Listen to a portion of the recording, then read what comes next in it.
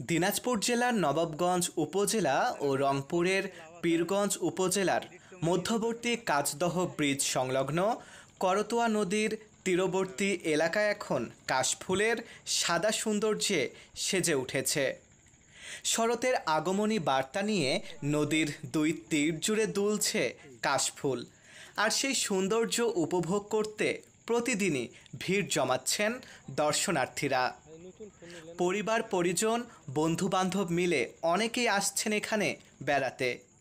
কেউ ছবিতে বন্দি করছেন প্রকৃতির মনোরম দৃশ্য, কেউ বা বসে কাটাচ্ছেন আনন্দ ঘন মুহূর্ত। বিকেলের শেষ প্রহরে সবচেয়ে বেশি ভিড় দেখা যাচ্ছে। আসলে কাশফুল মানে একটা আলাদা একটা অনুভূতি।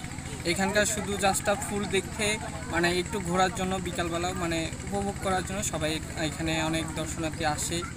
স্থানীয়রা বলছেন, প্রতি বছর শরৎ মৌসুমে এই কাশবনের সৌন্দর্য আশেপাশের মানুষের কাছে এক বিশেষ আকর্ষণ হয়ে ওঠে। এখানে আসলে প্রতি বছর এই শরৎকালে এরকম কাশফুল ফোটে। বিশেষ করে বিভিন্ন জায়গা থেকে দর্শনার্থীরা এবং শরণার্থীরা আসেন এবং এই কাশফুলগুলোকে নিয়ে ছবি তোলেন এবং উপভোগ করেন বিষয়টাকে আর কি। প্রত্যেক বছরের তুলনায় এবারে আর কি জনসমাগম আর কি এই জায়গাতে বেশি হয়েছে। দর্শনার্থীরা জানাচ্ছেন, করতোয়ার তীরবর্তী এই কাশবন তাদের মনে এনে দিচ্ছে অন্যরকম প্রশান্তি। মারুফ হাসান বিশাল, উত্তরা প্রতিদিন।